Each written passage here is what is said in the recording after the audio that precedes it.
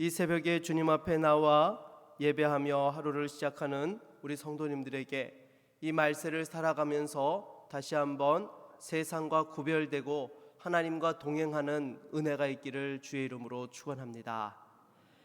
오늘 우리가 같이 읽은 말씀은 사도 바울이 디모데에게 말세에 어떻게 대처해야 될지에 대하여 교훈하고 있는 내용입니다.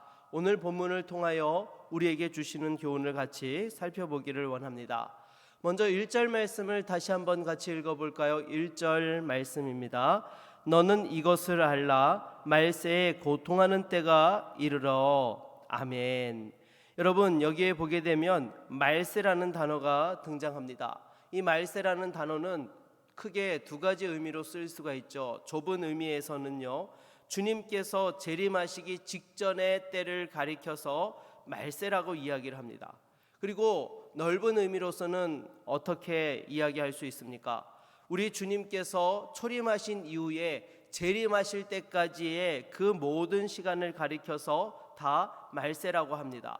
왜냐하면 이 시기는 이제 하나님의 구속사가 완성되어 감과 동시에 사단이 자신의 그 시간이 얼마 남지 아니하였음을 알고 극성을 부리는 시기이기 때문에 이런 시간들을 다 또한 말세라고 그렇게 이야기를 하죠. 그래서 베드로 사도도 말하기를 사단이 우는 사자와 같이 삼킬 자를 찾아 두루 다닌다라고 이렇게 표현을 하였던 것입니다. 그리고 사도 바울은 이러한 마귀 사탄이 극성을 부리면서 사람들을 범죄케 하고 타락하게 하기 때문에 이 말세의 때를 살아가는 성도들에게는 고통과 고난이 따른다라고 이렇게 말씀을 하고 있는 것입니다. 그러므로 우리가 신앙생활로 인하여서 또한 고난과 어려움이 온다 하더라도 이상하게 생각하거나 하나님을 원망해서는 안 되는 것이죠. 그리고 믿음으로 인해 오는 고난을 여러분 인간적으로 회피하려고 도망치거나 해서도 안 된다라는 것입니다.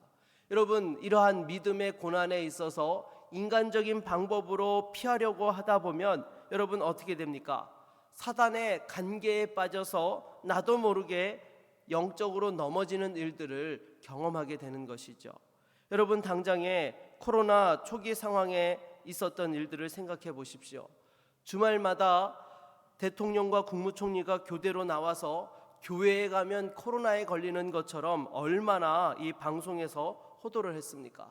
그 결과 직장에서 교회를 못 가게 하는 일들이 비일비재하였고요. 또한 그렇게 한 주, 두 주 빠지다가 아예 교회 가서 예배 드리는 것을 잊어버리고 세상 사람들과 다를 바 없이 신앙을 떠나버린 자체 방학을 해버린 교인들이 한둘이 아니다라는 것입니다. 게다가 교회가 마치 코로나의 온상인 것처럼 그렇게 교회에서 확진자가 이렇게 또한 다수 나오게 됐을 때에 막 방송에서 떠들어대면서 마치 교회 가기만 하여도 코로나에 걸리는 것처럼 그렇게 해서 세상 사람들조차도 이렇게 또한 교회 가는 것을 꺼려지게 하는, 그래서 전도의 문을 얼마나 닫아 놓았는지 모릅니다. 분명히 종교의 자유가 있음에도 불구하고 이렇게 전도의 문이 닫힐 수 있다는 것을 우리가 두 눈으로 똑똑히 또한 목격하였던 것입니다. 아마 앞으로 시대에는요, 이보다 더 심한 일들이 많이 일어나게 될 것입니다. 우리 주님께서도 이는 그때에 큰 환난이 있겠음이라, 창세로부터 지금까지 이런 환난이 없었고 후에도 없으리라 라고 이렇게 말씀을 하셨습니다. 사랑하는 여러분, 그럼에도 끝까지 믿음을 지킬 수 있는 저와 여러분 모두가 될 수 있기를 바라겠습니다. 계속해서 2절로 4절 말씀을 다시 한번 교독하도록 하겠습니다. 2, 3절 교독하고 4절은 합독하겠습니다. 사람들이 자기를 사랑하며 돈을 사랑하며 자랑하며 교만하며 비방하며 부모를 거역하며 감사하지 아니하며 거룩하지 아니하며 무정하며 원통함을 풀지 아니하며 모함하며 절제하지 못하며 사나우며 선한 것을 좋아하지 아니하며 배신하며 조급하며 자만하며 쾌락을 사랑하기를 하나님 사랑하는 것보다 더하며. 아멘.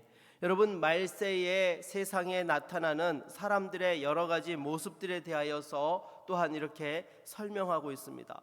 그런데 이 세상 사람들의 모습을 지금 읽어보노라면 여러분 어떻습니까? 오늘날 이 시대의 사람들의 모습을 묘사하는 것으로 정확하게 들어맞고 있지 않습니까?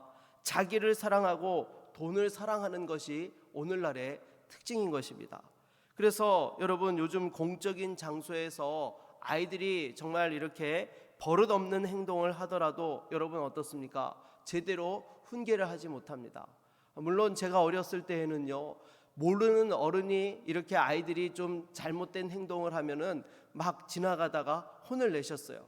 그러면 생판 모르는 어른이 와가지고 얘들아 너희들 그렇게 하면 안 된다라고 혼을 내면 어떻게 했습니까? 다 혼내는 거를 그냥 다 혼을 났습니다. 그리고는 저렇게 하면 안 되는구나, 그런 것들을 정말 부모가 아닌 다른 어른들, 모르는 분들한테서도 그렇게 배우면서 컸던 것이죠.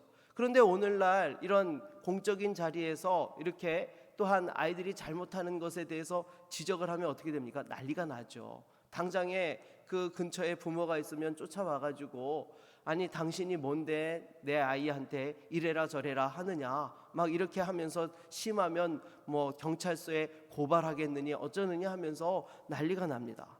왜냐하면 여러분, 자기만 사랑하고 상대에 대한 배려가 없기 때문인 것이죠. 그리고 돈이라면 뭐든지 서슴지 않는 그러한 시대가 오늘날의 시대인 것입니다.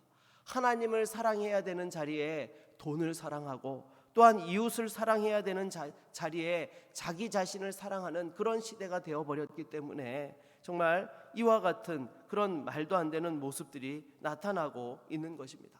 우리 주님이 당장 오셔도 조금도 이상하지 않은 그러한 말세의 때를, 말세 중에서도 말세 지말의 때를 살아가고 있는 것이 오늘날 저와 여러분들이다라는 것입니다.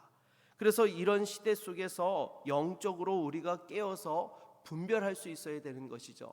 특히 여러분, 우리가 주의해서 보아야 될 말씀이 있습니다. 5절 말씀인데요, 다시 한번 같이 읽어볼까요? 5절입니다. 경건의 모양은 있으나 경건의 능력은 부인하니 이 같은 자들에게서 내가 돌아서라.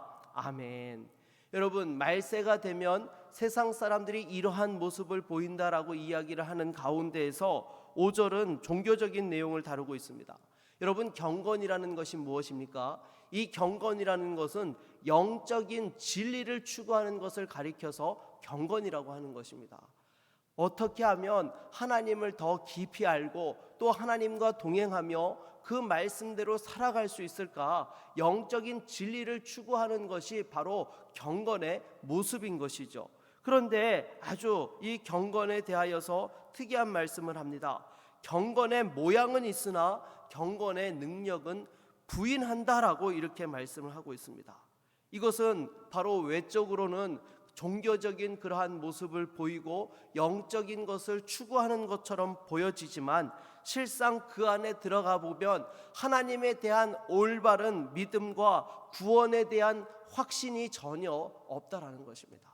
그 영적인 진리를 따라서 살고자 하는 간절함과 치열함이 없다라는 것이죠.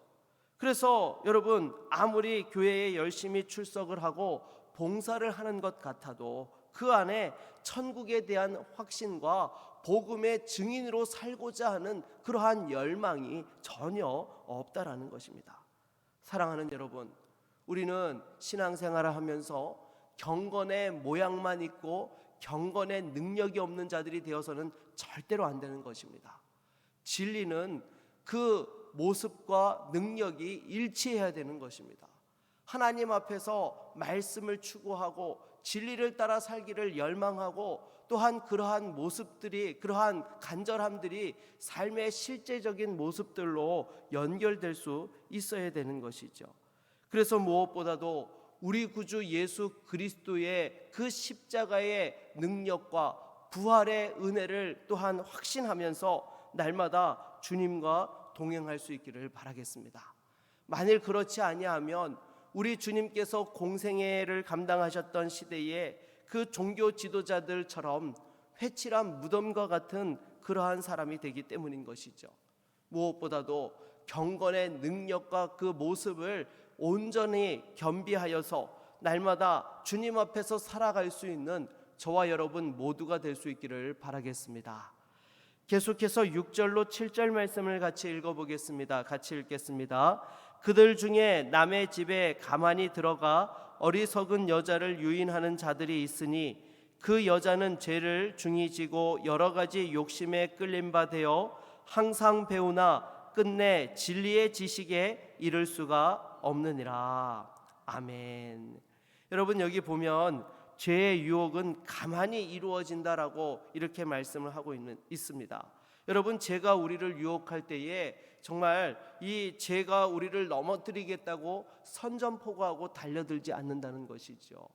아주 은밀하게 지도새도 모르게 우리 곁에 붙어가지고 나도 모르게 거기에 미혹되어 그 죄의 유혹 앞에 넘어지게 하는 것입니다.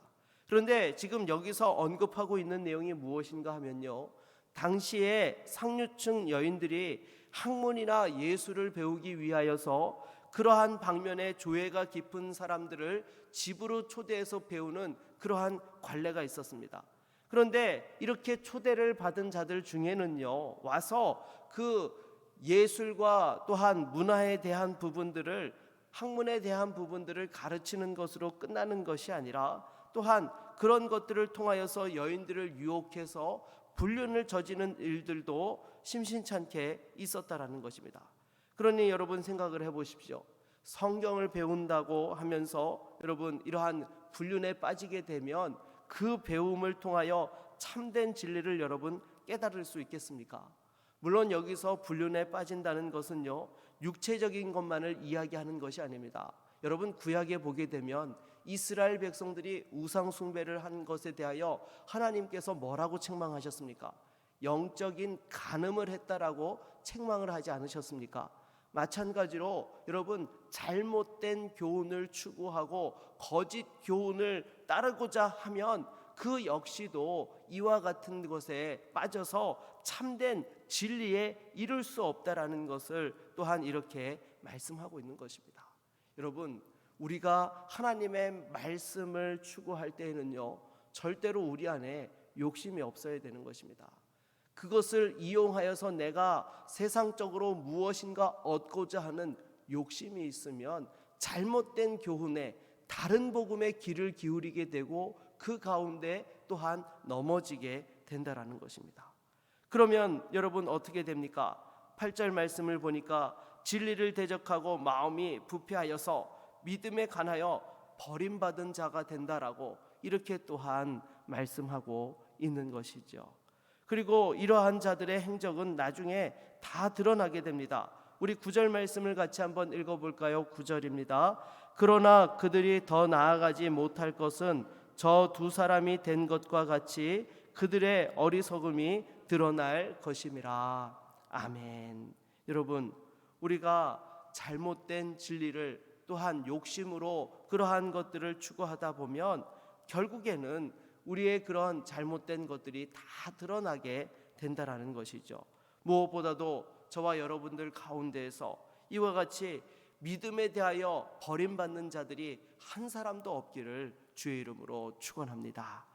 말씀을 맺겠습니다. 사도 바울이 믿음의 아들 디모데에게 말세의 때를 살아가며 믿음을 지키기 위해서 경건의 능력을 소유하고 참된 진리 가운데 거하라고 교훈하고 있는 것처럼 우리들도 이 시대를 살아가며 믿음을 지키고 또 경건의 능력으로 승리할 수 있는 저와 여러분 모두가 될 수 있기를 주의 이름으로 축원합니다.